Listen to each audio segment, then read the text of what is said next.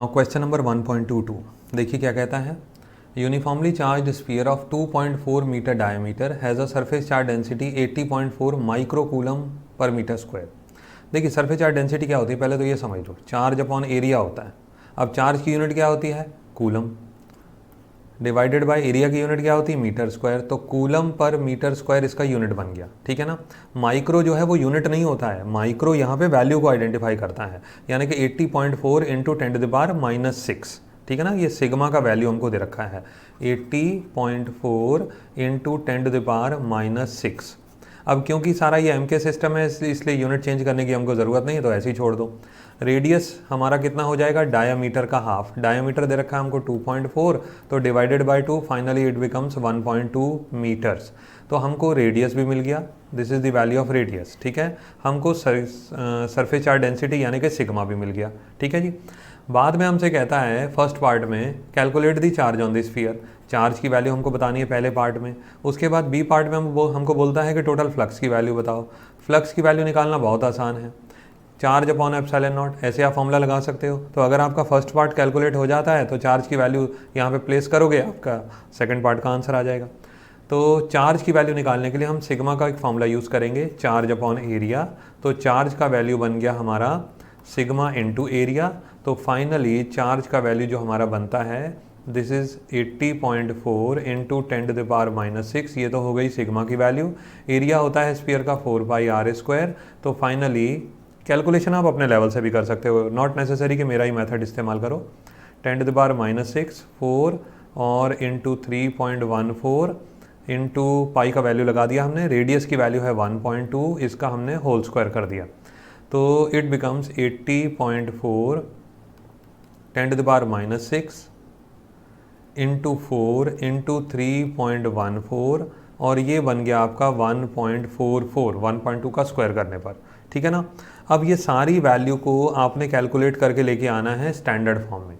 Standard form ज़रूरी नहीं है कि लिखना, लेकिन फिर भी मैं आपको सलाह दूंगा कि कोशिश करो आंसर ना हम अपना स्टैंडर्ड फॉर्म में मेंशन कर दिया करो। तो फिलहाल अगर हम राउंड फिगर देखते हैं, देखो थोड़ा सा कैलकुलेट करने का तरीका देख लो। 4 इंटू 3 क्या होता है, 12, ठीक है ना। 12 इंटू 1.5 लगभग हो जाएगा 18। अब 18 को अगर आप 80 से मल्टीप्लाई कर लेते हो तो अराउंड आपका कुछ ना कुछ नेट शेल में आंसर के नज़दीक पहुंच जाओगे। देखो मैं करके दिखाता हूँ। 18 को मैं लगभग 80 से मल्टीप्लाई करने की कोशिश करता हूँ। 80, एक तो ज़ीरो तो ऐसे ही आ गया।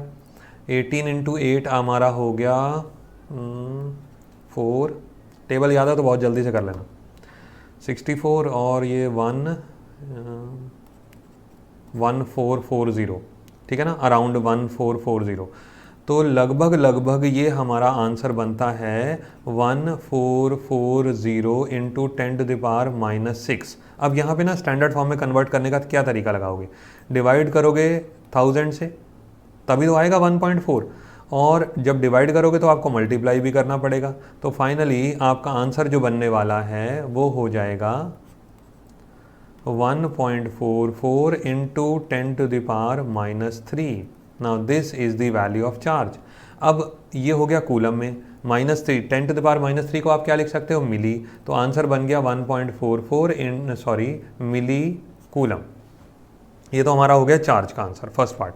अच्छा फिर बोल रहा हूँ ज़रूरी नहीं है मेरा ही मेथड इस्तेमाल करो कैलकुलेशन में, आप फेयरली बिल्कुल अपने लेवल से कर सकते हो, ठीक है ना। ना दूसरा सेकंड पार्ट में हमसे कहता है what is the value of electric flux. देखिए इलेक्ट्रिक फ्लक्स हम कैसे कैलकुलेट कर सकते हैं। फ्लक्स का फॉर्मूला होता है चार्ज अपॉन एप्सिलॉन नॉट, और चार्ज की वैल्यू हमको दे रखी है 1.44 into 10⁻⁻3 divided by epsilon not होता है 8.85 इंटू 10⁻⁻12 फाइनली, ठीक है ना। नाउ अब 10⁻⁻12 को आप ऊपर लेके जाओगे तो 10 हो जाएगा ये +12, और 12 में से 3 लेस हो गया तो ये बन गया आपका 10⁹। अच्छा 1.44 8.85, देखो डेसिमल से डेसिमल कैंसिल हो जाता है, लेकिन 885 ना बड़ा फिगर है, तो आप क्या करो 1440 कर दो डिवाइडेड बाय 885 कर दो, तो ये बन जाएगा 10⁸। आप इस तरीके से कैलकुलेट कर सकते हैं, ठीक है ना।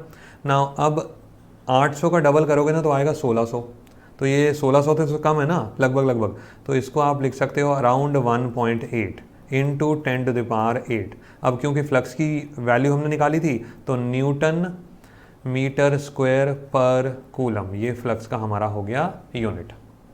कैलकुलेशन करने के अलग अलग तरीके हो सकते हैं, मैं तो एक रफ ऑर्डर से कैलकुलेट करके आपको दिखाता हूँ, राउंड फिगर आपका हमारा आंसर लगभग ठीक आ जाता है। लेकिन फिर भी मेरी आपको सलाह ये है कि आप पूरा रेगुलर बेसिस पे जिस तरीके से कैलकुलेशन करना चाहिए वैसे किया करो, ठीक है ना। ये तरीके तब लगाना जब एग्ज़ाम में बहुत कम समय बचे, फटाफट से टीचर आपकी कॉपी लेने को आने वाला हो, बिल्कुल टाइम हो ओवर ही लगभग हो गया हो, उस समय अगर आपको जल्दीबाजी है करनी है, फटाफट कुछ कैलकुलेशन करके दिखाना है, तो ये ज़रूर मेथड लगा दो, वरना कोशिश करो फेयर मेथड लगाने की, ठीक है। होपफुली क्वेश्चन समझ में आ गया होगा।